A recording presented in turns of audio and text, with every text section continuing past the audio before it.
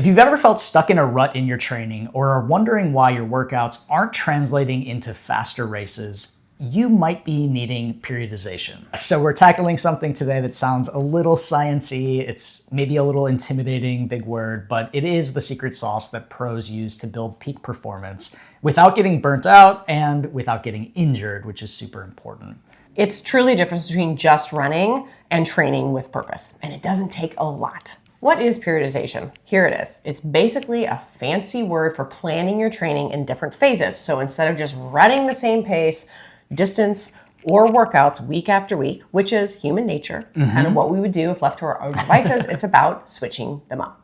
Yeah, it's about training with intention, and it's about timing your peak fitness for when it matters the most, which is your specific goal event that you're doing if you're training for a race. Think of it like building a house. I feel like we've given this metaphor before. You need a foundation before you put on the roof. Periodization is absolutely the blueprint for building your capacity for race day. Yeah, we talk about progressive training. We've talked a lot about in the last couple of episodes. So periodization is that progressive training. It's what allows you to gradually build your intensity, allow for proper recovery so that you can get those fitness benefits and reach peak fitness on your target date. I think, again, if we're left to our own devices, I think that most people will just go and run 3 miles kind of at a probably slightly too fast pace every single day, right? For instance, like that is true. We like to create and recreate if left to our own devices.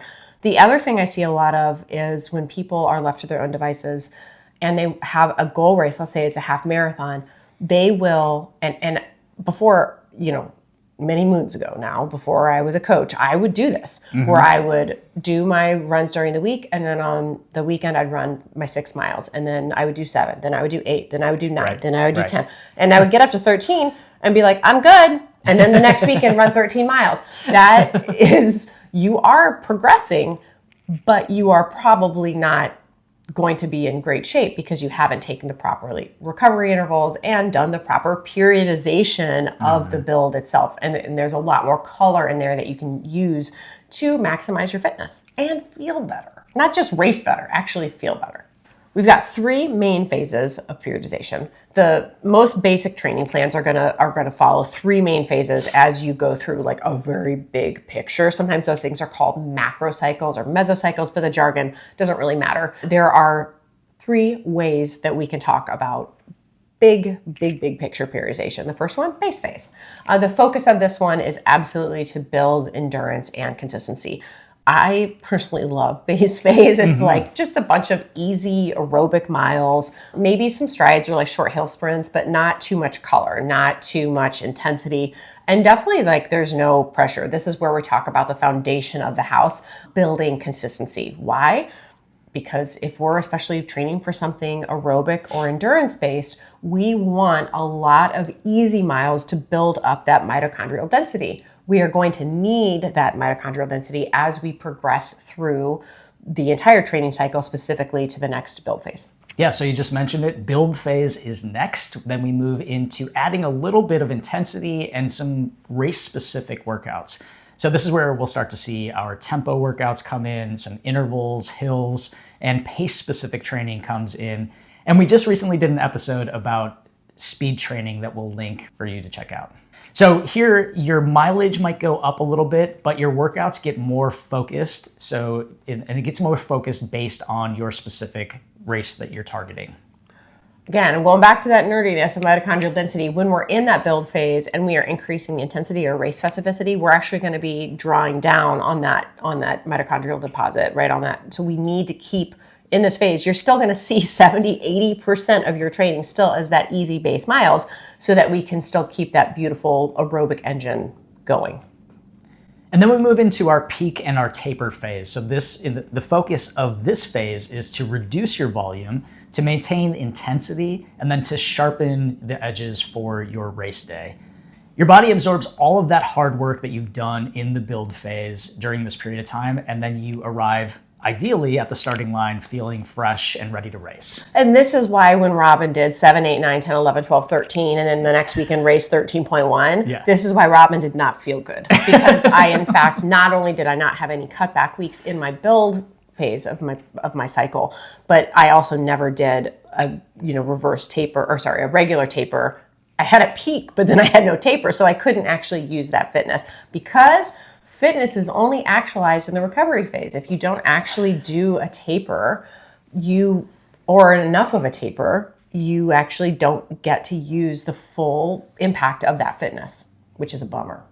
So we have the base phase, the build phase, and then our peak and taper phase as we lead up to our race. But there's also a bonus phase, and that would be our recovery or transition phase. Sometimes I call this one a reverse taper. Yes. As well, which is a nice way to think of it. Like if you have a marathon and it takes you 3 weeks to taper into that marathon, you should have at least those 3 weeks on the reverse side as you usually go to 0 and then gradually build back up, mainly in aerobic. So this is really important after a race or a big training cycle to truly have this one. I know we said 3, but this really is the 4th, to seal the deal and respect that training deposit. So when we think about things like periodization, is it just for the pros? It is not. No. It better not be. If not, we're out of jobs. That's right. No, periodization helps keep you from falling into that trap that you mentioned about doing the same thing over and over and over again, and then wondering why you're not getting faster. By cycling through different focuses, when we're talking about the actual runs themselves, endurance and speed and recovery, you challenge your body just enough to give it time to adapt and avoid that plateau, which can happen when you do the same thing over and over and over. So periodization really is a training cycle that uses the growth equation, which is stress plus rest equals growth.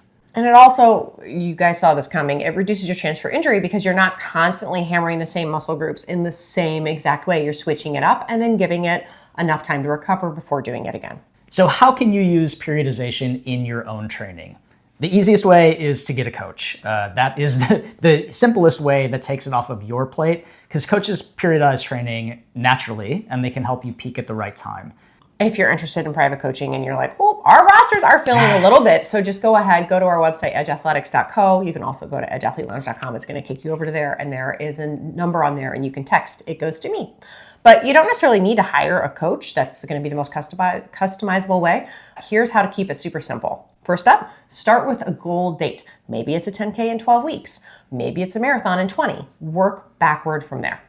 Next up, you're going to want to break your training into chunks. So the first 4 weeks are going to be that base period. Those are your easy miles, that aerobic training. Weeks 5 through 9 would be that build phase. So month number 2, add those tempos and interval training in. If you were going to add extra time to your plan, so instead of doing a 12-week plan, do a 16 or a 20-week, we would add an extra build cycle. So an extra 4 weeks of build. But if we're doing a 12-week program for this example, weeks 5 through 9 would be your build, and then weeks 10 and 11 would be a peak and a taper phase. So we'd hit that max mileage, and then we'd cut back so that on week 12 we could race. All right, if you're not racing, you can always follow a loose cycle, 2 to 3 weeks building up base easy mileage, 1 week backing off for recovery. Whoa, it's literally that simple. Repeat and adjust for like life and stress and how you're feeling. I love this recipe for training because it is so simple. Yeah. Periodization is not just for elites. It's actually for any runner who wants to train smarter, avoid injury, and actually see progress. It's truly a difference between just running and training with purpose, and it doesn't take a lot. So if you've been stuck in a rut or you're wondering why your workouts aren't translating into actual results that you can see in faster races, try building your own mini training cycle using these phases. You don't have to be perfect, just consistent and intentional.